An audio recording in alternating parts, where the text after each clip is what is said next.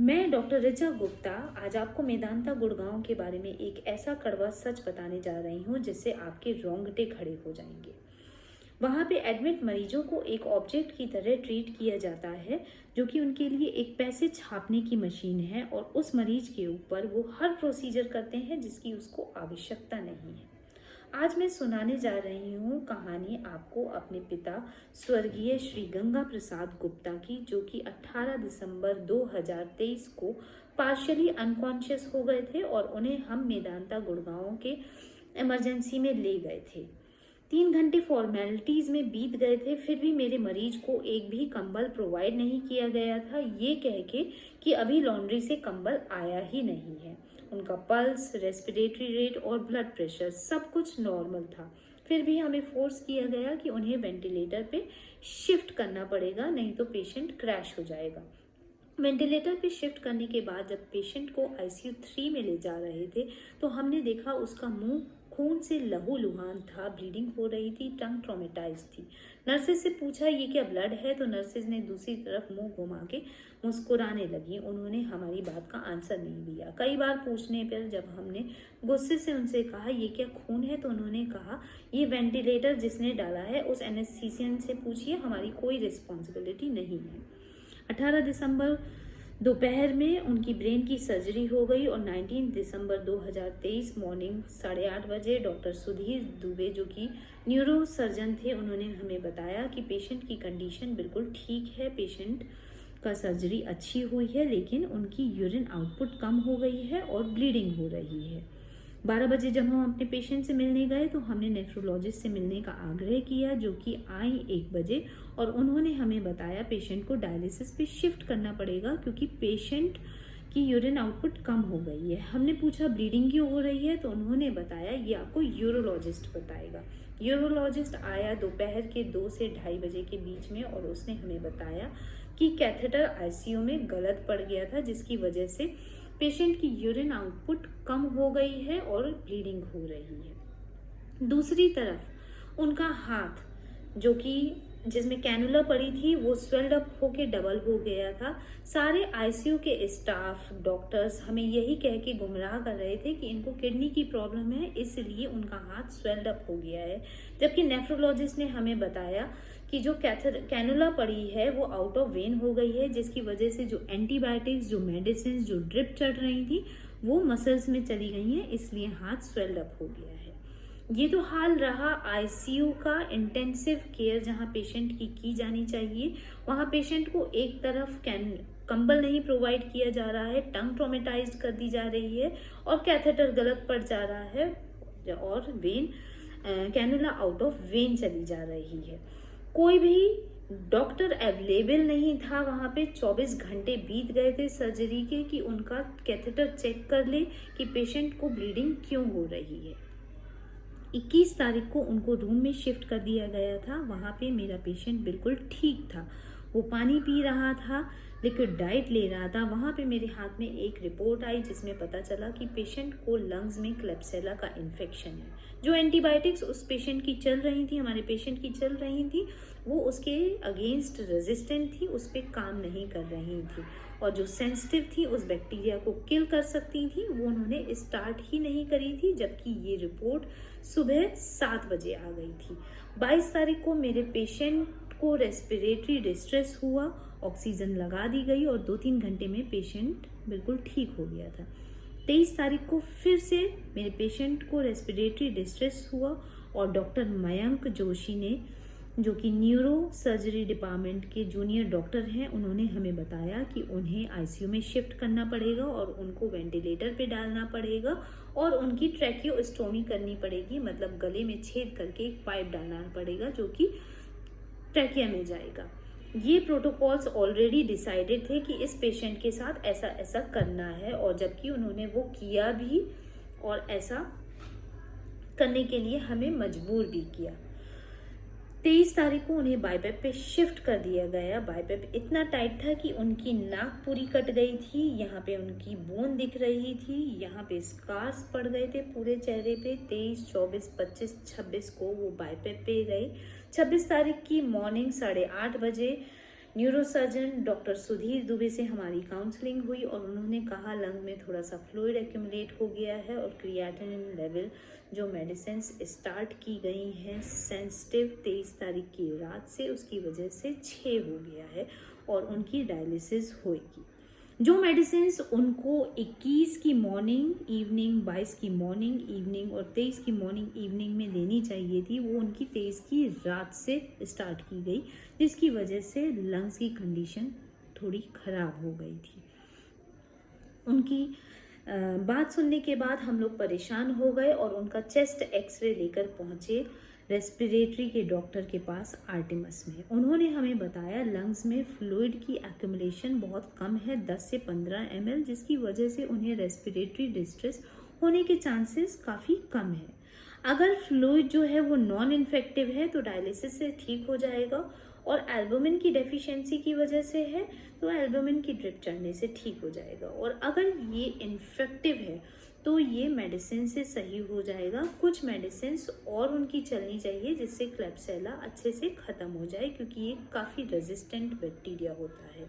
और उन्होंने हमें मेडिसिन का नाम लिख के दिया, सारी चीज़ें। उन्होंने हमें ये भी बताया कि उनका रेस्पिरेटरी डिस्ट्रेस होने के चांसेस काफ़ी कम है। ऐसा भी हो सकता है उनके पेट में फ्लूइड भर गया हो, तो उनका लंग्स का और पेट का अल्ट्रासाउंड हो जाए तो क्लियर आउट हो जाएगा, रूल आउट हो जाएगा कि लंग पेट में फ्लूइड नहीं है।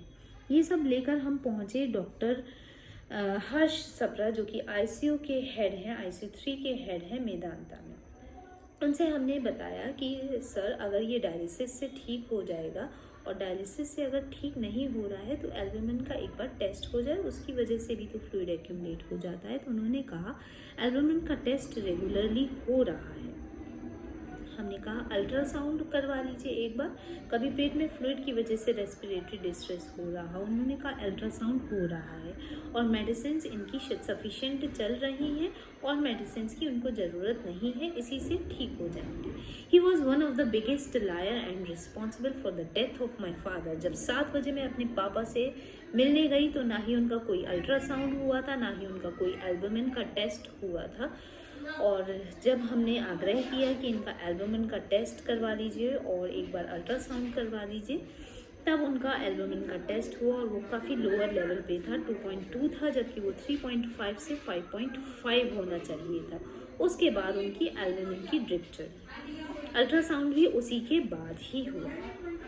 27 दिसंबर 2023 को डॉक्टर सुधीर दुबे से हमारी दोबारा से काउंसलिंग हुई सुबह 8:30 बजे, और उन्होंने बताया कि लंग्स की कंडीशन काफ़ी बेटर है, इन्हें हम ब्रोंक्स पे शिफ्ट कर रहे हैं। उनके लंग्स की कंडीशन जानने के लिए हमने ICU के स्टाफ से बात करी कि हमें जो रेस्पिरेटरी के डॉक्टर उन्हें देख रहे हैं उनसे मिलना है। उन्होंने बताया फला डॉक्टर देख रहे हैं और आप उनसे जाकर OPD में मिल सकते हैं। जब हम OPD में गए तो पता चला फला डॉक्टर 1 हफ्ते से तो हॉस्पिटल आए ही नहीं है और उनकी अटेंडेंस ICU में लगातार लग रही है। फिर हमने दूसरे रेस्पिरेटरी डॉक्टर से मुलाकात की और उनसे अपने पेशेंट के लंग्स के बारे में पूछा, तो उन्होंने कहा इनको बहुत कम फ्लूइड है लंग्स के लेवल पे, इनको ट्रैकियोस्टोमी और वेंटिलेटर की बिल्कुल भी ज़रूरत नहीं है। जबकि 12 बजे हमारे पास फ़ोन आया कि पेशेंट को वेंटिलेटर पे शिफ्ट करना पड़ रहा है क्योंकि इनके लंग्स कंसोलिडेट हो रहे हैं और उसमें फ्लूइड एक्यूमुलेशन बढ़ता जा रहा है और उनको एसिडोसिस हो गई है। ये बात थी 27 की, और 27 को उन्होंने हमें फिर से कहा कि इनकी डायलिसिस करनी पड़ेगी जिससे लंग्स की एसिडोसिस ख़त्म हो जाए। 27 को उनकी दोबारा से डायलिसिस स्टार्ट हुई और फिर हमें बताया गया 28 को कि इनकी ट्रैकियोस्टोमी करनी पड़ेगी। ट्रैकियोस्टोमी से पेशेंट की कंसोलिडेशन जो लंग्स की है वो काफ़ी हद तक ख़त्म हो जाएगी, लंग्स क्लीन हो जाएंगे, मेडिसिन प्रॉपरली चली जाएंगी और नेबुलाइज़र के थ्रू जो मेडिसिन जा रही हैं वो प्रॉपरली चली जाएंगी। निमोनिया के चांसेस काफ़ी रिड्यूस हो जाएंगे और दोबारा निमोनिया भी नहीं होएगा इनको। तो हमने 30 तारीख को कंसेंट साइन करा उनकी ट्रैकियोस्टोमी के लिए। 30 तारीख को उनकी ट्रैकियोस्टोमी हुई और जब मैं अपने पेशेंट से मिलने गई तो उनका हार्ट रेट डिप हो गया था, वो 39/40 रह गया था। मैंने अपने पेशेंट के अटेंडेंट से पूछा कि कौन से डॉक्टर ने ये ट्रैकियोस्टोमी करी है। उसने कहा कि ये टेक्नीशियन ने करी है क्योंकि सारे डॉक्टर्स छुट्टी पे हैं।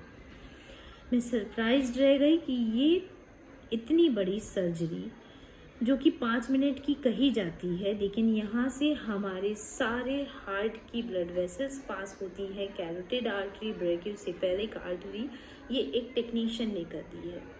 30 तारीख को मेरे पापा अनकॉन्शियस थे और उनका हार्ट रेट डिप हो रहा था। सडनली हमें फ़ोन आया कि उनका हार्ट रेट डिप होके 33 रह गया है और ब्लड प्रेशर 80/30 रह गया है, और उनकी मेडिसिन्स हार्ट रेट कंट्रोल करने की और ब्लड प्रेशर कंट्रोल करने की स्टार्ट हो गई है। 31 को पेशेंट हमारा अनकॉन्शियस ही रहा और उन्होंने कहा इनकी डायलिसिस की जाएगी। डायलिसिस के बाद हमारा पेशेंट कॉन्शियस हो जाएगा, लेकिन वो कॉन्शियस नहीं हुए। उन्होंने कहा बहुत सारी मेडिसिन जो बेहोशी की होती हैं और बहुत सारे टॉक्सिन्स जो होते हैं वो डायलिसिस के थ्रू निकल जाएंगे, तो डायलिसिस के बाद पेशेंट को होश आ जाएगा, लेकिन ऐसा नहीं हुआ। 1 तारीख को उन्होंने कहा इनकी बड़ी मशीन पे डायलिसिस होएगी जो कि किडनी की तरह डायलिसिस करती है और 24 घंटे लगेंगे इसको पूरा डायलिसिस करने में। इसके बाद पेशेंट को होश आ जाएगा, लेकिन उसके बाद भी मेरे पेशेंट को होश नहीं आया। 2 तारीख आ गई, पेशेंट का हार्ट रेट डिप होता जा रहा था, मेडिसिन कंटिन्यूसली चल रही थी, लेकिन कंट्रोल नहीं हो रहा था हार्ट रेट। 2:30 बजे रात को 2 तारीख को हमें फ़ोन आया कि पेशेंट की हाईएस्ट डोज ऑफ मेडिसिन चल रही हैं, लेकिन फिर भी ब्लड प्रेशर और हार्ट रेट कंट्रोल में नहीं आया। 3 तारीख को सुबह हमारी सुधीर दुबे से बात हुई, काउंसलिंग हुई और उन्होंने हमें बताया कि उनका ब्लड स्टेराइल है, हीमोग्लोबिन नॉर्मल है, क्लेब्सिला का इन्फेक्शन भी नहीं आया है, लेकिन पेशेंट का हार्ट रेट डिप होकर 27 रह गया है। शुरू से हमें बताया जा रहा था कि ट्रैकियोस्टोमी से उनकी लंग्स सही हो जाएंगे, लेकिन आज डॉक्टर सुधीर दुबे बता रहे थे कि उनके लंग्स कंसोलिडेट हो गए हैं। ट्रैकियोस्टोमी का क्या फ़ायदा हुआ? 5 दिन से हमारा पेशेंट अनकॉन्शियस पड़ा रहा, उसका हार्ट रेट डिप हो गया। ज़रूर ट्रैकियोस्टोमी के दौरान ही कुछ हुआ था, कुछ गलत हुआ था जिससे हमारा पेशेंट कॉन्शियस नहीं हुआ, क्योंकि उससे पहले जब मैं अपने पेशेंट से मिलने गई थी 30 तारीख की मॉर्निंग में, वो बिल्कुल ठीक थे, उनकी आंखें खुली थी, हार्ट रेट, रेस्पिरेटरी रेट सब कुछ नॉर्मल था। फिर ट्रैकियोस्टोमी के बाद सडनली वो क्यों डिप हो गया? उनके 3 तारीख को पेसमेकर लगाया गया और उनका हार्ट रेट कंट्रोल होके 71 हो गया, टेम्परेरी पेसमेकर लगाया गया था और ब्लड प्रेशर भी कंट्रोल हो गया। 2 बजे मैं अपने पापा से मिलने गई थी, उस टाइम भी वो अनकॉन्शियस थे और 2:30 बजे हमें फ़ोन आया कि उन्हें CPR देना पड़ रहा है और मेरी आँखों के सामने उनकी सारी रीडिंग्स 000 होती चली गई और मेरे पापा मेरे से बहुत दूर चले गए थे, मेरे पास नहीं थे। शुरू से गलतियों पे गलतियां हुई जा रही थी, catheter, cannula, tracheostomy, medicines properly time पे नहीं स्टार्ट करी गई, जिससे मेरे पापा की कंडीशन बिगड़ती ही चली गई। हमारी कंडीशन उन्होंने इतनी ख़राब कर दी थी कि हम दूसरे हॉस्पिटल में भी अपने पेशेंट को शिफ्ट नहीं कर पाए, चाहते हुए भी।